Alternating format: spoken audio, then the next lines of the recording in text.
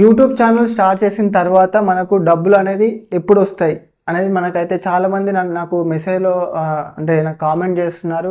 ఆ channel start చేసిన తర్వాత మనీ ఎప్పుడు వస్తుంది ఏంటి అనేది. ఈ వీడియోలో అయితే నేను మనకు మనీ అనేది ఛానల్ స్టార్ట్ చేసిన తర్వాత ఎప్పుడు వస్తుంది అనేది చెప్తాను. ఈ క్లారిటీగా వినండి. And hi, this is Prashant. Welcome back to our channel connecting Prashant. Actual ఏంటంటే ఛానల్ స్టార్ట్ చేసిన తర్వాత మనకైతే ఇమీడియట్లీ అయితే మనీ అయితే రాదు. ఛానల్ స్టార్ట్ చేసినంత ఈజీ కాదు మనం యూట్యూబ్లో సక్సెస్ కావడం.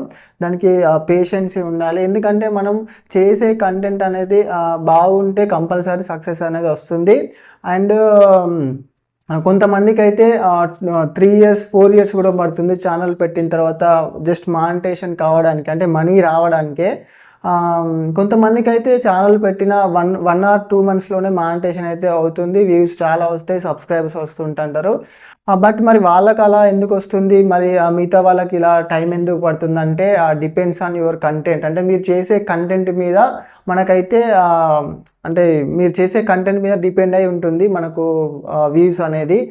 మీరు అంటే వేరే వాళ్ళ అంటే మీరు ఒక కంటెంట్ అనేది కరెక్ట్ లేకుండా ఏదో ఒక వీడియో, ఒకసారి ఒక వీడియో, ఇంకొకసారి ఇంకో కంటెంట్ అనేది అప్లోడ్ చేస్తుంటే మనకైతే వ్యూస్ అనేది తక్కువ వస్తాయి. అండ్ మానిటైజేషన్ కూడా చాలా లేట్గా అవుతుంది.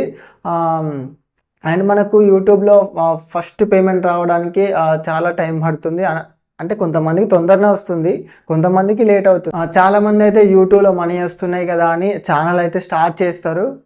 ఛానల్ స్టార్ట్ చేయగానే ఒక 4-5 వీడియోస్ పెట్టగానే వాళ్ళకి సరిపోతుంది. ఎందుకంటే ఇక వ్యూస్ అనేది మనకు తక్కువ వస్తుంటుంటాయి కాబట్టి వాళ్ళు ఇంకా వీడియోస్ చేయడానికి కొంచెం ఇంట్రెస్ట్ అనేది రాదు. అంటే వ్యూస్ అనేది మనకు తక్కువ వస్తుంటాయి కాబట్టి ఇంట్రెస్ట్ అనేది ఉండదు ఛానల్ స్టార్ట్ చేసిన కొత్తలో. బట్ మీరు మాత్రం రెగ్యులర్గా వీడియోస్ పెడుతూ ఉంటేనే మనకైతే ఛానల్ గ్రో అవుతుంది. అండ్ సబ్స్క్రైబర్స్ కూడా వస్తారు. అండ్ మనకు 1000 సబ్స్క్రైబర్స్ అండ్ 4000 అవర్స్ వచ్చిన తర్వాతనే మానిటైజేషన్ అవుతుంది. ఈ మానిటైజేషన్కి అప్లై చేసుకున్న తర్వాత మనకైతే గూగుల్ యాడ్సెన్స్ నుంచి ఒక లెటర్ అయితే వస్తుంది. ఈ లెటర్లో ఉన్న పిన్ మనం యాడ్సెన్స్లో ఎంటర్ చేసిన తర్వాత ఆఫ్టర్ $10 తర్వాత మన బ్యాంక్ డీటెయిల్స్ అయితే యాడ్ చేయాల్సి ఉంటుంది. అంటే యాడ్ చేసుకోమని అడుగుతుంది. దాని తర్వాత మనకు ఎప్పుడైతే $100 క్రాస్ అవుతుందో అప్పుడు మనకైతే ఫస్ట్ పేమెంట్ అయితే వస్తుంది. ఇంత ప్రాసెస్ ఉంటుంది. బట్ చాలామంది ఏంటంటే యూట్యూబ్ ఛానల్ స్టార్ట్ చేస్తారు, ఒక 4-5 వీడియోస్ అలా పెట్టగానే వాళ్ళకి ఇంట్రెస్ట్ ఉండదు అండ్ వ్యూస్ తక్కువ వస్తుంటే దీనికంటూ పేషెన్సీ ఉండాలి. అంత తొందరగా అయితే సక్సెస్ రాదు. ఎవరికో కొంతమందికి మాత్రమే 3-4 monthsలో మానిటైజేషన్ అయ్యి మనీ అయితే వస్తూ ఉంటుంది. అందరికి మాత్రం అలా ఉండదు. ఎందుకంటే మనం ఏం సెలబ్రిటీస్ అయితే కాదు కాబట్టి.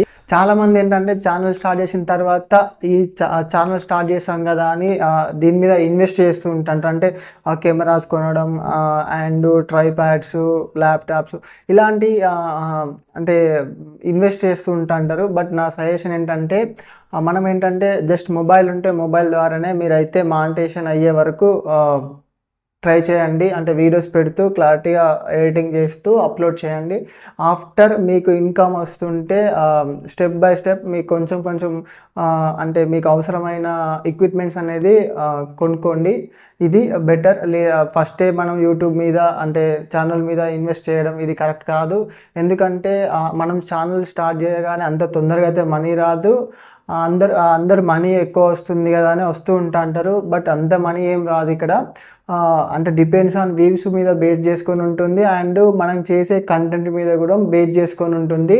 అంటే ఒక్కొక్క కంటెంట్కి ఒక్కొక్క రెవెన్యూ ఉంటుంది. మనకు CPM, RPM బేస్ చేసుకొని మనకైతే ఇన్కమ్ అనేది జనరేట్ ఉంటుంది యూట్యూబ్లో. ఇంత ప్రాసెస్ ఉంటుంది friends. Okay, thank you for watching. For more videos please subscribe the channel.